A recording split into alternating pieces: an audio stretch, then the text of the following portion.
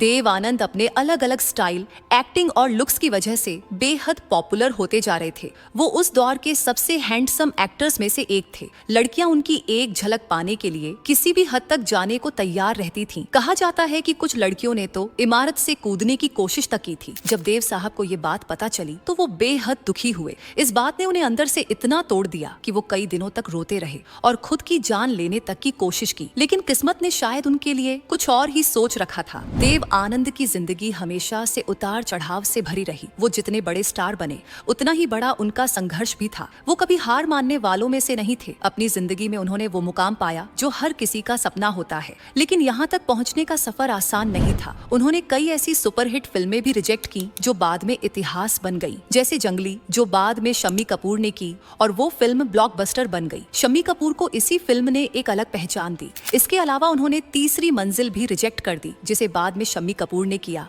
और वो फिल्म भी सुपरहिट साबित हुई। जंजीर जैसी फिल्म जिसने अमिताभ बच्चन को एंग्री यंग मैन की इमेज दी, वो भी देव साहब के पास पहले आई थी, लेकिन उन्होंने मना कर दिया। सोचिए, अगर देव आनंद ने ये फिल्में की होती तो शायद बॉलीवुड का इतिहास कुछ और ही होता। लेकिन देव साहब को इन बातों का कभी अफसोस नहीं हुआ। वो हमेशा आगे की सोचते थे और अपने अगले प्रोजेक्ट में लग जाते थे। यही उनकी सबसे बड़ी ताकत थी। उनकी जिंदगी में प्यार, दोस्ती और संघर्ष की कहानियां भरी पड़ी हैं। हर किस्सा अपने आप में दिलचस्प है, चाहे उनकी और सुरैया की अधूरी प्रेम कहानी हो या फिर कल्पना कार्तिक के साथ उनकी शादी। हर घटना उनके व्यक्तित्व को और भी गहराई देती है। और बात करते हैं देव आनंद और सुरैया की अधूरी लेकिन बेहद खूबसूरत प्रेम कहानी की। ये वो दौर था जब सुरैया हिंदी सिनेमा की सबसे बड़ी स्टार थी। उनकी हर फिल्म हिट होती थी और वो हर निर्देशक की पहली पसंद थी। वहीं दूसरी तरफ देव आनंद धीरे धीरे अपनी पहचान बना रहे थे। दोनों की पहली मुलाकात हुई फिल्म विद्या के सेट पर। फिल्म के एक सीन में बोट पलट गई और सुरैया डूबने लगी।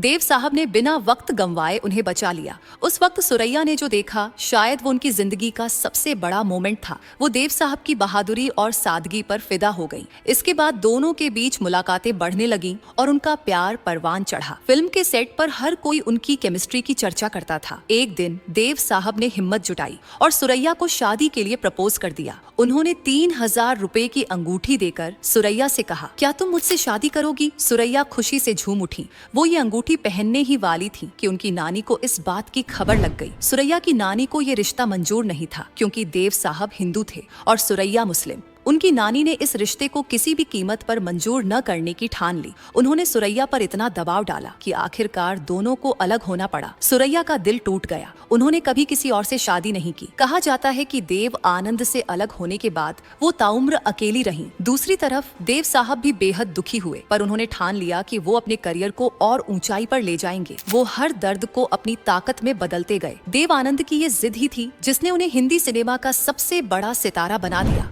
अब बात करते हैं देव आनंद और उनकी जिंदगी के सबसे बड़े फैसले की, उनकी गुपचुप शादी की, जो उन्होंने फिल्म टैक्सी ड्राइवर के सेट पर की। देव साहब अपनी फिल्म टैक्सी ड्राइवर की शूटिंग कर रहे थे। इस फिल्म में उनकी को स्टार थी कल्पना कार्तिक, जिनका असली नाम था मोनिका सिंह। शूटिंग के दौरान दोनों के बीच नजदीकियां बढ़ी और ये दोस्ती कब प्यार में बदल गई, किसी को पता ही नहीं चला। फिल्म के एक ब्रेक के दौरान देव आनंद ने अचानक फैसला किया कि वो कल्पना से उसी वक्त शादी कर लेंगे। उन्होंने एक रजिस्ट्रार बुलवाया और फिल्म की यूनिट के सामने ब्रेक के वक्त दोनों ने शादी कर ली। शादी का सीन जितना फिल्मी था उतना ही सच और सिंपल भी। मजेदार बात यह है कि ब्रेक खत्म होते ही दोनों वापस शूटिंग करने चले गए, जैसे कुछ हुआ ही नहीं। कल्पना कार्तिक और देव आनंद की जोड़ी रियल लाइफ के साथ साथ रियल लाइफ में भी हिट साबित हुई। दोनों ने कई फिल्मों में एक साथ काम किया, जैसे अंधिया, टैक्सी ड्राइवर, हाउस नंबर 44 और 9211। शादी के बाद कल्पना कार्तिक ने फिल्मों से दूरी बना ली ताकि वो अपने बच्चों की परवरिश कर सके। देव आनंद और कल्पना के 2 बच्चे हुए, सुनील आनंद और देविना आनंद। हालांकि कल्पना ने फिल्मों को अलविदा कह दिया, लेकिन देव साहब का फिल्मी सफर रुकने का नाम ही नहीं ले रहा था। उन्होंने अपने प्रोडक्शन हाउस नवकेतन फिल्म्स के बैनर तले कई हिट फिल्में बनाई। उनकी फिल्मों में नयापन, थ्रिल और रोमांस का ऐसा तड़का होता था जिसे उस वक्त के दर्शक खूब पसंद करते थे। तो चलिए अब बात करते हैं देव आनंद आनंद की सबसे यादगार और आइकॉनिक फिल्म गाइड। ये वो फिल्म थी जिसने न सिर्फ देव आनंद के करियर को एक नई ऊंचाई दी, बल्कि हिंदी सिनेमा को भी एक अंतर्राष्ट्रीय पहचान दिलाई। Guide R K. नारायण की 1958 की फेमस नॉवेल पर आधारित थी। जब देव साहब ने इस नॉवेल को फिल्म में बदलने का सोचा तो उन्होंने इसे न सिर्फ हिंदी में बल्कि इंग्लिश वर्जन में भी बनाने का फैसला किया। फिल्म की स्क्रिप्ट लिखने और डायरेक्टर फाइनल करने में काफी वक्त लगा। पहले इस फिल्म के डायरेक्टर राज खोसला थे, लेकिन वहीदा रहमान के कहने पर चेतन आनंद को लाने की कोशिश की गई, पर चेतन आनंद ने वहीदा रहमान को लीड रोल में लेने से मना कर दिया। आखिर में देव साहब ने अपने भाई विजय आनंद को फिल्म डायरेक्ट करने का मौका दिया और यही फैसला इस फिल्म को एक मास्टरपीस बना गया। गाइड को 2 वर्जन में शूट किया गया, एक हिंदी और दूसरा इंग्लिश वर्जन को टेड डैनियल्सकी ने डायरेक्ट किया ताकि फिल्म को हॉलीवुड अपील मिले। इंग्लिश वर्जन पहले रिलीज हुआ, लेकिन ये बॉक्स ऑफिस पर बुरी तरह फ्लॉप हो गया। सबको लगा कि हिंदी वर्जन भी शायद नहीं चलेगा, लेकिन जैसे ही हिंदी वर्जन रिलीज हुआ उसने सभी रिकॉर्ड्स तोड़ दिए। दर्शकों ने इस फिल्म को अपना दिल दे दिया। फिल्म का हर सीन और हर गाना लाजवाब था। आज फिर जीने की तमन्ना है,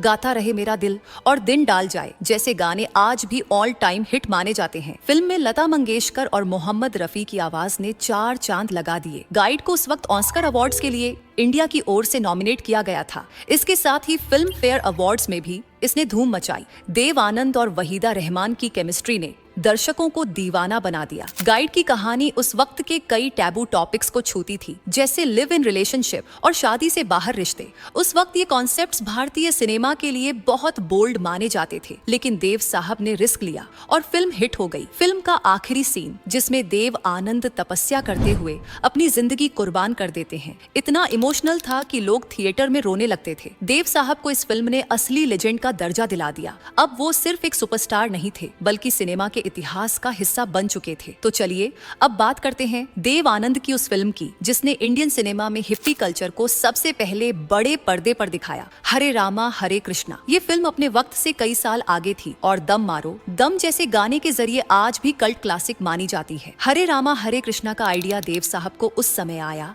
जब उन्होंने नेपाल ट्रिप के दौरान हिप्पी कल्चर को नजदीक से देखा। उन्होंने देखा कि कैसे पश्चिमी देशों के युवा अपनी जिंदगी से निराश होकर नेपाल और भारत जैसे देशों में शांति और आध्यात्मिकता की तलाश में आ रहे थे। पर शांति की तलाश में ये युवा ड्रग्स और बुरी आदतों में फंसते जा रहे थे। देव साहब ने इस थीम को लेकर फिल्म बनाने की ठानी, लेकिन इस फिल्म के लिए फीमेल लीड की तलाश सबसे बड़ा चैलेंज बन गई। उन्हें ऐसी एक्ट्रेस चाहिए थी जो ग्लैमरस भी हो और दमदार एक्टिंग भी कर सके। तभी उनकी नजर पड़ी एक न्यूकमर जीनत अमान पर। जीनत अमान ने मिस एशिया पैसिफिक का ताज अपने नाम किया था, लेकिन फिल्मों में वो अब तक कोई खास छाप नहीं छोड़ पाई थी। देव आनंद ने जीनत अमान को इस फिल्म में मौका दिया और इसी फिल्म ने उन्हें सुपरस्टार बना दिया। फिल्म में जीनत अमान ने देव आनंद की बहन जसबीर का किरदार निभाया, जो ड्रग्स की लत में फंसकर हिप्पी कल्चर का हिस्सा बन जाती है। वहीं देव आनंद, जो प्रभु के रोल में थे, अपनी बहन को वापस सही रास्ते पर लाने की कोशिश करते हैं। दम मारो दम गाना इस फिल्म की जान था। आशा भोसले की आवाज और R.D. बर्मन का म्यूजिक मिलकर ऐसा जादू रच गया कि आज भी पार्टी एंथम में ये गाना सबसे ऊपर आता है। जीनत अमान का सिगरेट पीते हुए गाने का स्टाइल उस वक्त काफी कंट्रोवर्शियल था, लेकिन इसी ने उन्हें यूथ आइकॉन बना दिया। फिल्म हरे रामा हरे कृष्णा हिट साबित हुई और ये देव आनंद की सबसे चर्चित फिल्मों में से एक बन गई। इस फिल्म ने न सिर्फ जीनत अमान को स्टारडम दिलाया, बल्कि देव साहब को एक साहसी फिल्म मेकर के रूप में भी पहचान दिलाई।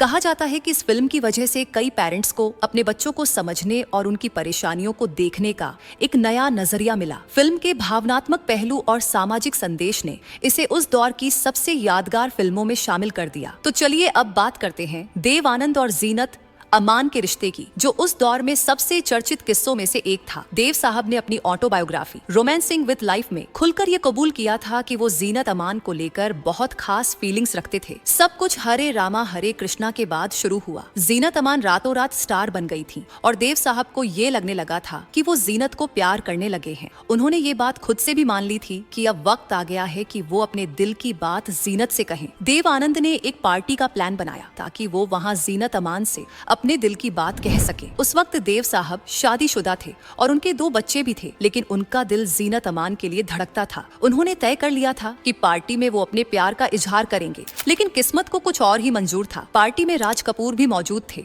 और जीनत अमान सारा वक्त राज कपूर के साथ बिताती रही। देव साहब ने कई बार कोशिश की कि जीनत से अकेले में बात कर सके, लेकिन उन्हें मौका ही नहीं मिला। सबसे दिलचस्प मोड़ तब आया जब राज कपूर ने जीनत अमान को अपनी फिल्म सत्यम शिवम सुंदरम के लिए साइन कर लिया। ये वही वक्त था जब देव साहब को लगा कि उनके और जीनत के बीच की दूरी बढ़ने लगी है। उन्हें समझ आ गया कि जीनत का ध्यान अब किसी और पर है। इस घटना के बाद देव साहब ने जीनत अमान से दूरी बना ली। उन्होंने अपनी ऑटोबायोग्राफी में लिखा कि वो उस वक्त बहुत आहत हुए थे, लेकिन उन्होंने इसे अपनी जिंदगी का हिस्सा मानकर आगे बढ़ना सीख लिया। हालांकि जीनत अमान हमेशा देव साहब की इज्जत और प्यार करती रही। उन्होंने कई बार कहा कि देव आनंद उनके सबसे बड़े मेंटर थे, जिन्होंने उन्हें फिल्म इंडस्ट्री में एक पहचान दी। ये किस्सा ये भी बताता है कि देव आनंद न सिर्फ एक बेहतरीन एक्टर और फिल्म मेकर थे, बल्कि दिल के भी बहुत सच्चे इंसान थे।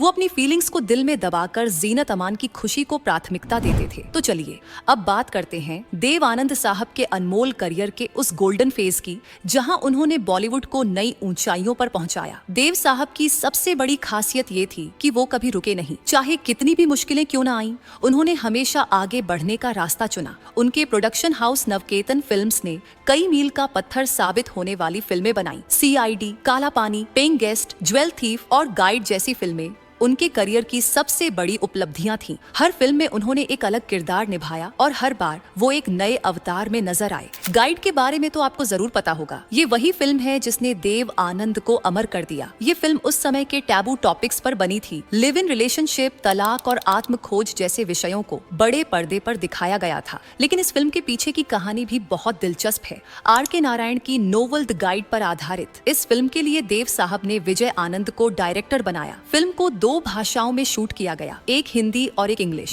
जहां इंग्लिश वर्जन फ्लॉप रहा, वहीं हिंदी वर्जन सुपरहिट बन गया। लता मंगेशकर और मोहम्मद रफी के गाए हुए गाने आज भी हर किसी की प्लेलिस्ट में शामिल हैं। आज फिर जीने की तमन्ना है और दिन ढल जाए जैसे गाने एवरग्रीन बन गए। इस फिल्म को ऑस्कर के लिए भी इंडिया की एंट्री के तौर पर भेजा गया था। फिल्म ने फिल्म फेयर अवार्ड्स में भी धमाल मचाया और देव आनंद को सर्वश्रेष्ठ अभिनेता का अवार्ड मिला। देव साहब का स्टाइल स्टेटमेंट उस वक्त एक फैशन ट्रेंड बन गया था। उनकी टोपी, मफलर और जैकेट ने युवाओं को दीवाना बना दिया। लड़कियां तो उनकी एक झलक पाने के लिए बेताब रहती थीं। कहा जाता है कि कोर्ट ने देव साहब को कुछ समय के लिए ब्लैक कोट पहनने से मना कर दिया था, क्योंकि लड़कियां उन्हें देखकर बेहोश हो जाया करती थीं। देव आनंद की पॉपुलैरिटी इतनी ज्यादा थी कि लोग उन्हें बॉलीवुड का ग्रेगोरी पेक कहने लगे थे। लेकिन देव साहब ने हमेशा कहा, मैं किसी की परछाई नहीं, मैं अपनी अलग पहचान हूँ। उनका यही कॉन्फिडेंस और चार्म उन्हें दूसरों से अलग बनाता था। तो चलिए अब बात करते हैं देव आनंद साहब की राजनीति में एंट्री की, जो उनकी जिंदगी का सबसे अनोखा और साहसी फैसला था। 1975 में इंदिरा गांधी द्वारा लगाए गए इमरजेंसी के दौरान देश में काफी उथल पुथल मच गई थी। उस समय कई लोग इमरजेंसी का विरोध कर रहे थे, लेकिन फिल्म इंडस्ट्री से बहुत कम लोग इसके खिलाफ आवाज उठाने की हिम्मत कर पाए। लेकिन देव आनंद साहब खामोश रहने वालों में से नहीं थे। उन्होंने इस फैसले के खिलाफ खुलेआम आवाज उठाई और 1987 में अपनी खुद की पार्टी बनाई, जिसका नाम था नेशनल पार्टी ऑफ इंडिया। देव साहब ने इस पार्टी के जरिए युवाओं को एक मंच देने की कोशिश की, जहां वो देश की राजनीति में एक पॉजिटिव बदलाव ला सके। उनकी पार्टी का मकसद था युवाओं को राजनीति में लाना और उन्हें देश की विकास प्रक्रिया का हिस्सा बनाना। हालांकि राजनीति देव साहब के लिए उतनी सफल नहीं रही जितनी उनकी फिल्में थीं। इलेक्शन में उनकी पार्टी ज्यादा सीटें नहीं जीत पाई और कुछ समय बाद उन्होंने राजनीति से दूर रहने का फैसला कर लिया। लेकिन उनकी इस पहल को आज भी एक साहसी कदम के रूप में याद किया जाता है। राजनीति से हटने के बाद देव आनंद साहब ने एक बार फिर अपनी पहली मोहब्बत फिल्मों की तरफ रुख किया। उन्होंने हरे रामा हरे कृष्णा, हीरा पन्ना और लूटमार जैसी कई एक्सपेरिमेंटल फिल्में बनाई। हरे रामा हरे कृष्णा उनकी सबसे चर्चित फिल्मों में से एक रही। इस फिल्म ने हिप्पी कल्चर को भारत में सबसे पहले बड़े पर्दे पर दिखाया। जीनत अमान को इस फिल्म में लॉन्च करके देव साहब ने बॉलीवुड को एक नया सितारा दिया। फिल्म का गाना दम मारो दम एक एंथम बन गया। आज भी जब कोई पार्टी होती है तो ये गाना सबसे पहले बजता है। लेकिन देव साहब सिर्फ रिलेशनशिप और हिप्पी कल्चर ही नहीं, बल्कि पारिवारिक मूल्यों पर भी फिल्में बनाते थे। उन्होंने अपने हर प्रोजेक्ट में एक अलग और अनोखा टच दिया। तो चलिए अब बात करते हैं देव आनंद साहब की पर्सनल लाइफ के उन अनसुने किस्सों की जो उनकी जिंदगी को एक और दिलचस्प मोड़ देते हैं। देव साहब का नाम कई हसीनाओं के साथ जुड़ा, लेकिन उनकी सबसे चर्चित लव स्टोरी थी सुरैया के साथ। सुरैया उस वक्त की सबसे बड़ी सुपरस्टार थी। उनकी फैन फॉलोइंग इतनी जबरदस्त थी कि लोग उनकी एक झलक पाने के लिए कुछ भी कर सकते थे। फिल्म विद्या के सेट पर देव आनंद और सुरैया की मुलाकात हुई और वहीं से उनकी लव स्टोरी की शुरुआत हुई। कहा जाता है कि एक बोट सीन के दौरान बोट उलटने वाली थी और सुरैया डूबने लगी। उसी वक्त देव साहब ने उन्हें बचा लिया। इस घटना के बाद सुरैया देव साहब को दिल दे बैठी। उनका रिश्ता काफी गहरा था और दोनों ने शादी करने का भी फैसला कर लिया था। देव साहब ने उन्हें एक 3000 रुपये की अंगूठी देकर प्रपोज भी किया था, लेकिन सुरैया की नानी इस रिश्ते के खिलाफ थी क्योंकि धर्म अलग था। सुरैया की नानी ने इस रिश्ते को तुड़वा दिया और यहाँ तक कि दोनों को एक साथ काम करने से भी मना कर दिया। इसके बाद सुरैया और देव साहब हमेशा के लिए अलग हो गए। इस ब्रेकअप ने देव साहब को पूरी तरह तोड़ दिया था। कहा जाता है कि वो कई रातों तक रोते रहे और अपनी जान लेने तक का भी ख्याल उनके मन में आया, लेकिन फिर उन्होंने खुद को संभाला और फैसला किया कि वो अब अपने करियर पर पूरा फोकस करेंगे। सुरैया के बाद देव आनंद का नाम जीनत अमान के साथ भी जोड़ा गया। हरे रामा हरे कृष्णा के दौरान दोनों की काफी नजदीकियां बढ़ी। देव साहब जीनत अमान को बहुत पसंद करने लगे थे। उन्होंने कई बार उन्हें प्रपोज करने की कोशिश की, लेकिन जीनत अमान उस वक्त राज कपूर के करीब थी। एक पार्टी के दौरान जब जीनत ने देव साहब को इग्नोर करके राज कपूर के साथ ज्यादा वक्त बिताया तो देव साहब का दिल टूट गया। अपने ऑटोबायोग्राफी रोमांसिंग विद लाइफ में उन्होंने ये सारे किस्से खुलकर लिखे। उन्होंने यहाँ तक बताया कि जीनत अमान उनकी जिंदगी का एक खूबसूरत हिस्सा थी, लेकिन कभी उनका प्यार अधूरा ही रह गया। देव साहब की जिंदगी में और भी कई अफेयर्स की खबरें रहीं। उनका नाम मर्लिन ब्रांडो की असिस्टेंट, एक आयरिश स्टूडेंट और कई अन्य महिलाओं के साथ जोड़ा गया, लेकिन हर अफेयर उनके चार्म और पर्सनैलिटी का ही असर था। अब बात करें उनकी फिल्मों की विरासत की, तो उन्होंने कई यंग एक्टर्स को लॉन्च किया, जिनमें जैकी श्रॉफ, तब्बू, टीना मुनीम और शेखर कपूर जैसे नाम शामिल हैं। देव आनंद साहब सिर्फ एक्टर ही नहीं बल्कि प्रोड्यूसर और डायरेक्टर भी थे। उनके प्रोडक्शन हाउस नवकेतन फिल्म्स के बैनर तले उन्होंने 35 से ज्यादा फिल्में बनाई। इनमें से कई फिल्में आज भी कल्ट क्लासिक मानी जाती हैं। उनकी पहली डायरेक्ट की हुई फिल्म प्रेम पुजारी थी। हालांकि यह फिल्म बॉक्स ऑफिस पर फ्लॉप हो गई, लेकिन इसके गाने सुपरहिट रहे। खासकर फूलों के रंग से आज भी हर संगीत प्रेमी की फेवरेट लिस्ट में शामिल है। इसके बाद देव साहब ने हरे रामा हरे कृष्णा बनाई, जो उस दौर की सबसे बोल्ड और कंट्रोवर्शियल फिल्म थी। इस फिल्म में उन्होंने हिप्पी कल्चर को दिखाया और ड्रग्स की लत जैसी गंभीर समस्या को बड़े पर्दे पर उतारा। हरे रामा हरे कृष्णा में उन्होंने जीनत अमान को लॉन्च किया। दम मारो दम जैसा गाना इसी फिल्म का हिस्सा था, जिसने जीनत अमान को रातों रात स्टार बना दिया। यही नहीं, देव आनंद साहब की ज्वेल थीफ, काला पानी, गाइड और जॉनी मेरा नाम जैसी फिल्में आज भी क्लासिक्स मानी जाती हैं। गाइड को तो भारत की टॉप 100 फिल्मों में शामिल किया जाता है। गाइड के लिए देव साहब ने 2 वर्जन बनाए, हिंदी और इंग्लिश। हालांकि इंग्लिश वर्जन उतना सफल नहीं हुआ, लेकिन हिंदी वर्जन सुपरहिट था। इस फिल्म में उनके पार्टनर के रूप में वहीदा रहमान नजर आई।